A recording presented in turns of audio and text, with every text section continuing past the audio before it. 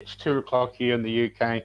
I hope everybody is doing well. Well, anyway, thank you so much um, uh, for your best wishes and for all the good messages for last night with Steve Swan. That was really good. Thank you. Okay, we got Rachel Brown on in a wee bit, and so a bit Scottish coming out of me there. A wee bit. Anyway, so I'm just waiting now, and I'm sure she'll be on in due course.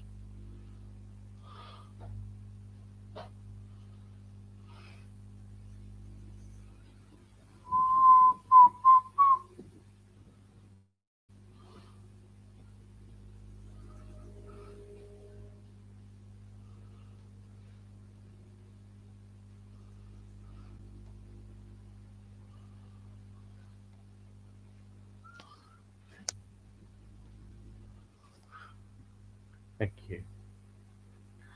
Thank you so much. Thank you.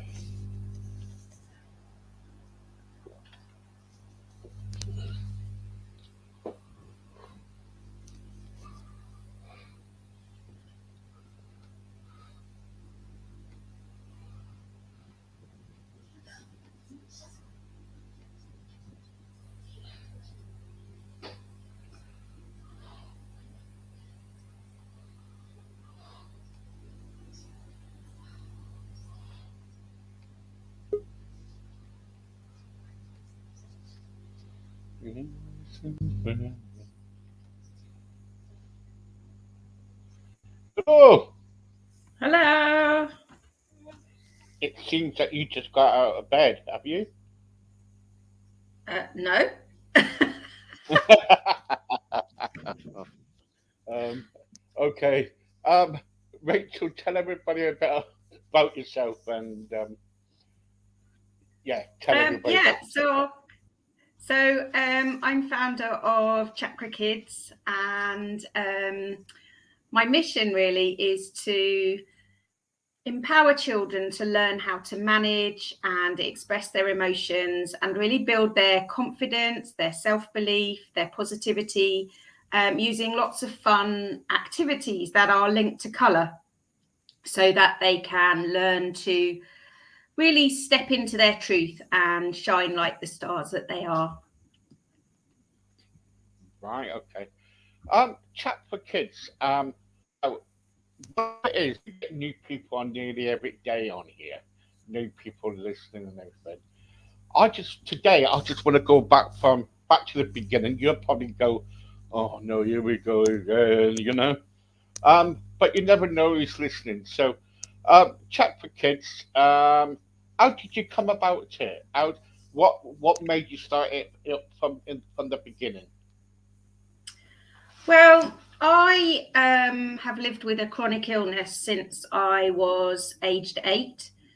And so, through all of my formative years, really, I was backwards and forwards to the hospital.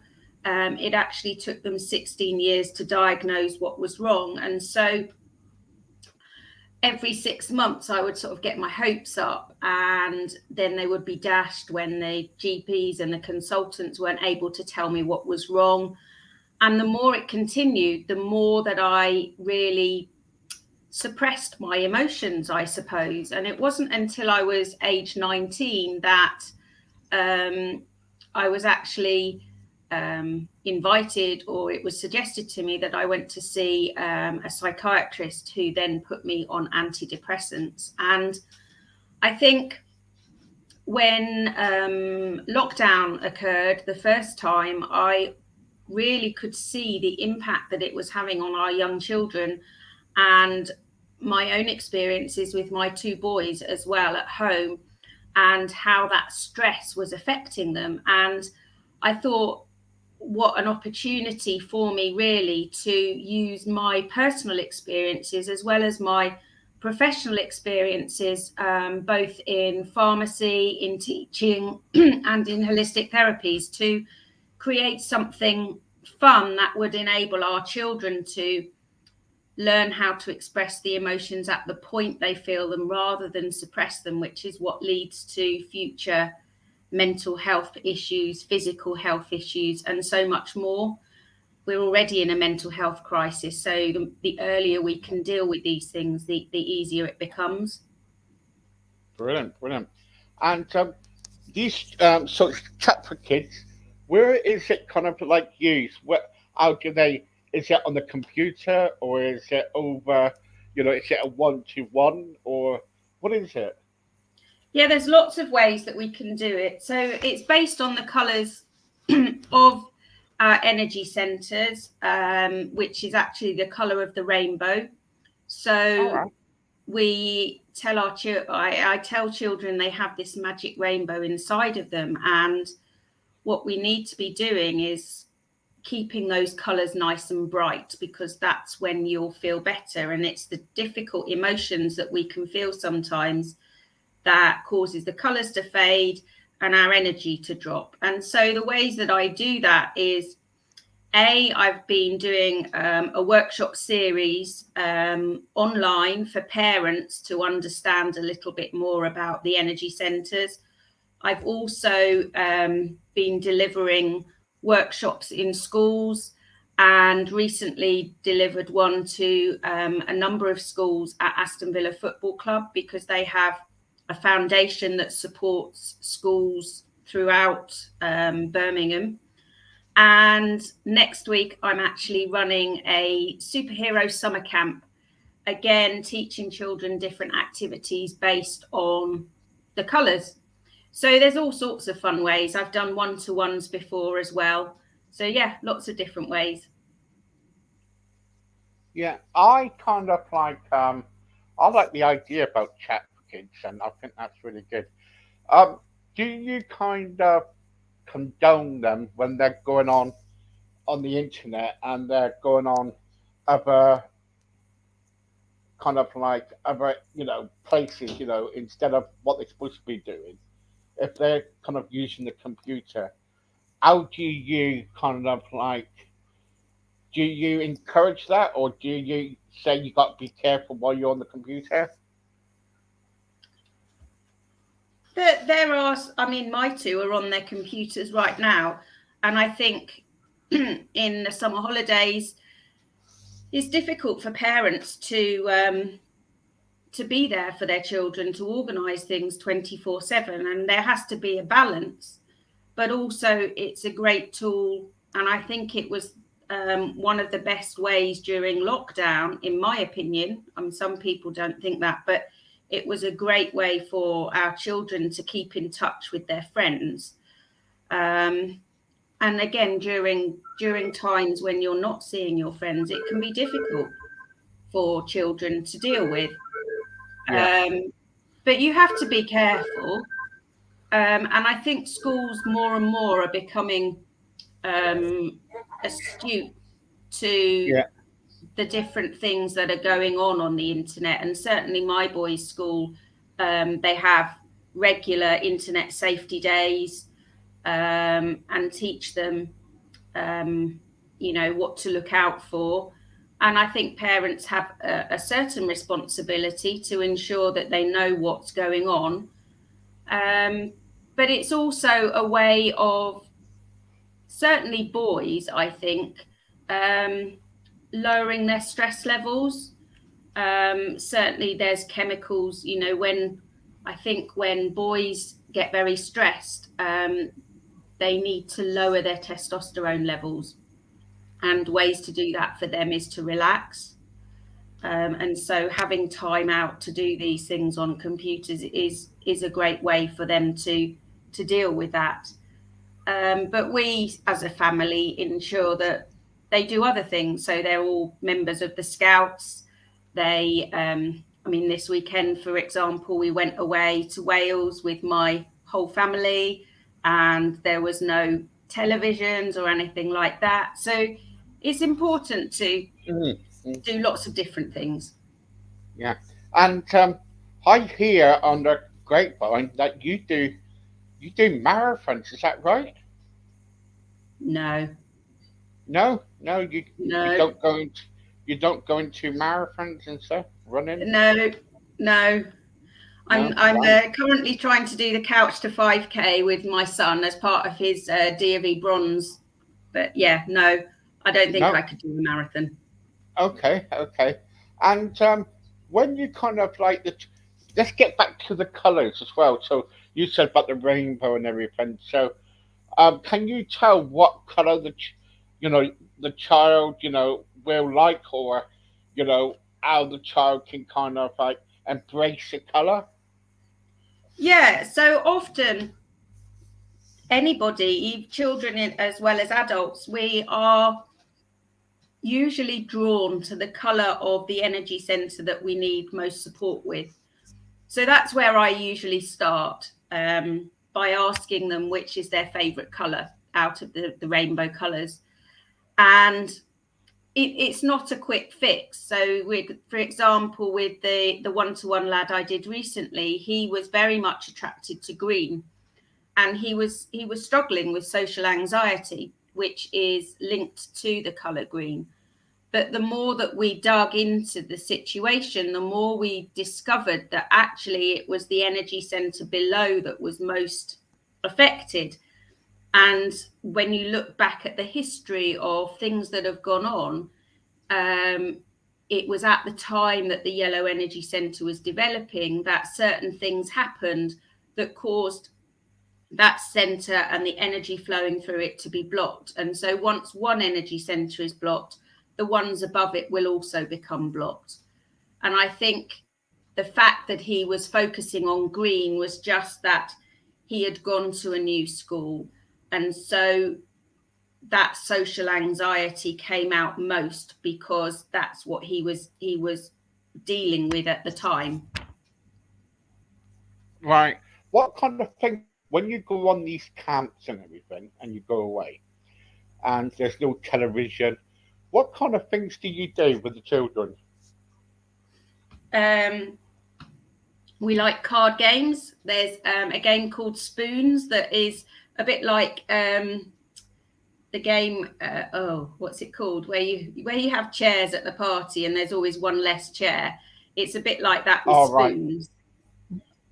So Musical lots of card chairs, isn't it? games, Yeah. bike rides. We love getting out on the bikes, just exploring, really. The world is an Good. amazing place. So anywhere you go new, it's fun to explore different places.